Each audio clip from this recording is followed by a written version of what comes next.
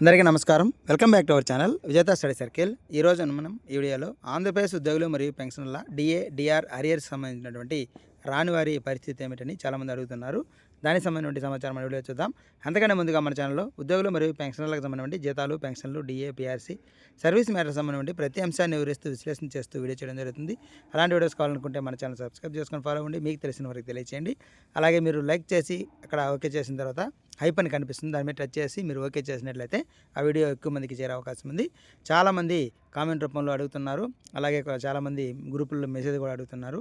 మాకు ఇంకా DR arrears 1 నెల కూడా జమ కాలేదని కొంతమంది అడుగుతున్నారు. కొంతమంది 3 months జమ అయింది, లేదా 3 months జమ కాలేదని 3 installment జమ అయింది, ఇంకో 3 installment జమ కాలేదని అడుగుతున్నారు. అయితే మొత్తం మీద 10% పైనే ఉద్యోగులు మరియు పెన్షనర్లకు ఇంకా అసలు కరువు భత్యం అనేది అసలు అందలేదు. దీనికి చాలా కారణాలు ఉన్నట్లుగా మనకి ఈరోజు వార్తాపత్రికలు కూడా రావడం జరిగింది. మొదటగా ఉద్యోగులు మరియు పెన్షనర్లు గమనించాల్సిన విషయం ఏమిటంటే, దాదాపుగా 2 డిఏలకు సంబంధించి 6 ఇన్స్టాల్మెంట్లకు సంబంధించి ఎవరైతే ఎలిజిబుల్ ఉన్నారో వారందరికీ కూడా దాదాపుగా 1100 కోట్లుగా రావాల్సినటువంటి లెక్క తేల్చి ఆ 1100 కోట్లని రిలీజ్ చేయడం జరిగింది. ప్రతి ఒక్కరికి కూడా ఒకరోజు ముందు కానీ వెనక కానీ ఖచ్చితంగా ఈ నెలాఖరులోపు అందరికీ కూడా ఎవరైతే ఎలిజిబుల్ ఉన్నో వారందరికీ కూడా 6 విడతలకు సంబంధించి 2 డిఏలకు సంబంధించి 6 విడతలు జమ అవుతాయి. ఈ జమ కాకపోవడానికి చాలా కారణాలు ఉన్నాయి. ముఖ్యంగా ఒకటి సాంకేతిక సమస్యల వల్ల కాలేదు.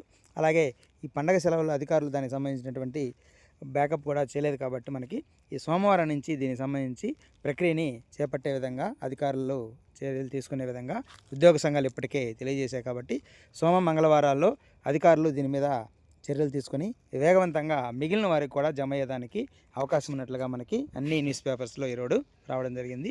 ఇంకా కొన్ని కారణాలు ఉన్నాయి. పెన్షనర్స్ ఎవరైతే ఉన్నారో ఆ కాలంలో నుంచి తర్వాత మరణించిన తర్వాత వారికి ఫ్యామిలీ పెన్షన్ శాంక్షన్ చేయడంలో ఆ అకౌంట్ని క్లోజ్ చేసి ఫ్యామిలీ పెన్షనర్స్కి మరొక అకౌంట్ ఓపెన్ చేశారు. అలాంటి సందర్భంలో కూడా వారికి జమ కాలేదు.